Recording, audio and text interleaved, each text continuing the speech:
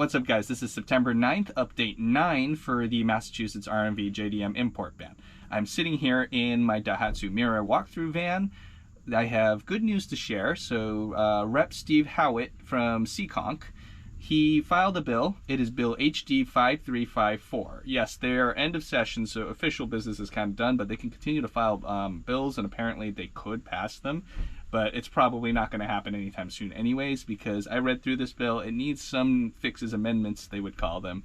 And maybe some other reps can jump in too, because we've had other reps that express interest in filing something to get this through. A huge thanks to Wade Birch for reaching out to Rep. Steve Howitt.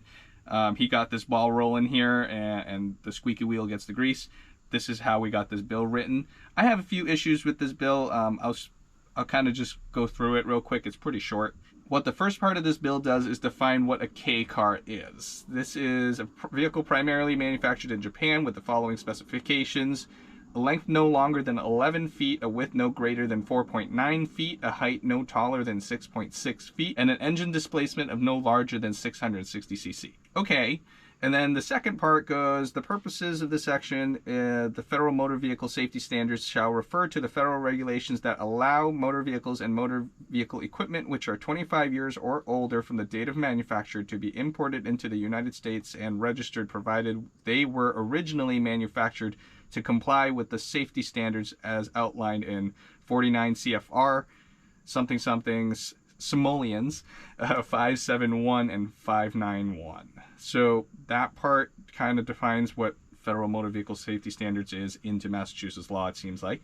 And Part C, the Massachusetts Registry of Motor Vehicles shall honor the Federal Motor Vehicle Safety Standards and shall register all vehicles 25 years or older as of the date of manufacture that were originally manufactured to comply with Federal Motor Vehicle Safety Standards, including vehicles classified as K cars. And the fourth part, the Registry of Motor Vehicles shall develop and implement an updated policy for registration of K cars and shall honor inspection stickers for all automobiles imported in compliance with the Federal Motor Vehicle Safety Standards. All right, so this is pretty good. We got first steps. I don't really like some of this because for the first part, they define what a K car is. Do they really need to define what a K car is? It doesn't really matter. I think this should cover more than just K cars. This should just, because this is our chance to get a bill passed, right? So we would want it to cover all import vehicles. So anything that's 25 years or older, imported from anywhere in the world, shall be allowed to be a vehicle here in the state. Now, I'm not an expert at this stuff, so I'm just reading this legal jargon and whatnot. I'm maybe misunderstanding this as needing to be reworded because Federal Motor Vehicle Safety Standards. So like they say, for the purposes of this section, Federal Motor Vehicle Safety Standards shall refer to the federal regulations that allow motor vehicles and motor vehicle equipment which are 25 years or older from the date of manufacture to be imported into the United States and registered, provided they were originally manufactured to comply with the safety standards as outlined. They reference something else, and it looks like a federal code. But I don't know what this is. I'll also look this up real quick. I looked up the 49 CFR Part 571 and 591. Basically, they kind of go over how vehicles and equipment are imported under FMVSS. 591 is the one that applies to this particular situation. I think they were just kind of defining the law in Massachusetts. So this is where they cover if the vehicle is 25 years or older, they can be brought in legally under the FMVSS exemption. It could also be more of a definition of what FMVSS is, kind of like the first part with the definition of K cars, because Part C is where it instructs the RMV to do something. Part C is where the RMV shall honor the Federal Motor Vehicle Safety Standards, okay? Does that mean they also shall honor the 25-year exemption? I guess. And shall register all vehicles 25 years or older as of the date of manufacture, okay? But then that were originally manufactured to comply with the Federal Motor Vehicle Safety Standards, including vehicles classified as K cars. I think Representative Howitt here is trying to get the RMV to honor FMVSS as it is, register all vehicles that meet said standards, and shall register all vehicles 25 years or older as of the date of manufacture that were originally manufactured to comply with the Federal Motor Vehicle Safety Standards. I think that means the American cars, like all the old cars, all the classic cars, including vehicles classified as K cars. So basically, everything that exists now, everything that was here way back in the day and meant for US market, plus K cars. That's what I'm understanding this of. This is where I kind of want this to expand to more than just K cars. It should be all imported cars. I mean, we want to protect the classic Minis, Land Rover Defenders, what else we got? Renault Twingos, Citroen DX. We want to protect anything, man. Even like the Mercedes 300 diesels that people can still probably find in Germany somewhere. We're also getting to the end of 2024, so 2025 is right around the corner, which gets us to the new generation of import cars from around the world. So people can look into getting Holdens from Australia. We're going to get different stuff from like Europe. And heck, this even unlocks even more things in Japan. So basically, 25 years is a rolling thing. We keep getting into newer and newer stuff. And if they want to argue safety or whatnot, like things are getting safer all around the world too. It's not like only the US it makes safe cars. A lot of things the RMV has claimed using the AAMVA logic, where they used a Chinese off-road only mini truck to crash and whatnot, and then try to blanket apply all that stuff to all the Japanese vehicles and whatnot. None of that stuff is true anyways. These K cars, the trucks specifically, I mean all of them, they were all meant for on-road use. They were on-road vehicles. People use them off-road. People use them on-road. The Chinese Tiger truck, the Chang'an Tiger truck, that was meant for off-road use from the start. So if it had no crash worthiness or whatever, I wouldn't expect it to do so because it was off-road use only. They claim there's no tempered glass. They claim there's no bumpers. They claim all this stuff. All those things are on these vehicles, and as they got newer, they gained even more safety features. So the only thing that they claim that I find to be true is that certain cars did not have airbags. Yes, in the US, airbags were not mandated until 1999. So we had cars in the US that didn't have airbags. Most probably did, but it was allowed to not have airbags.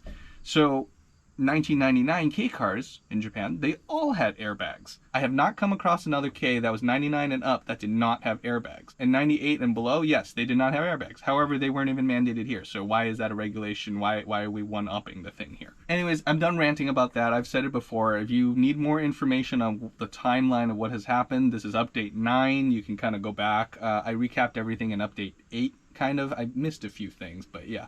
So this bill is a very good step forward from what's going on. We have other reps that are willing to step up. I believe Representative Jack Lewis is willing to do so too. I'm not sure what district he is, but we have other reps that are willing to jump on this. They're going to work out their amendments or whatever. We're going to suggest amendments like covering all import cars. That way we can just do this once and do it right the first time.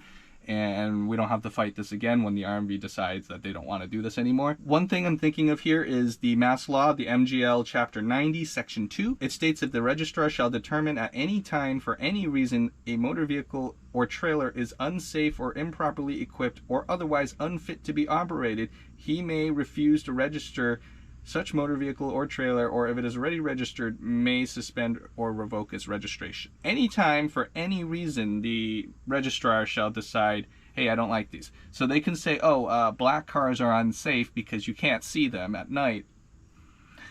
Therefore, revoke and deny all black cars. They literally can do that with this law. So maybe we can try to get this law changed. Maybe we just leave this alone and the other thing kind of supersedes it. So therefore, because that law, the new bill is in place where they can't touch those cars, but it kind of this still kind of allows them to do so. They're just telling them they have to register them, but they can say, oh, they're still unsafe, and therefore they're denied.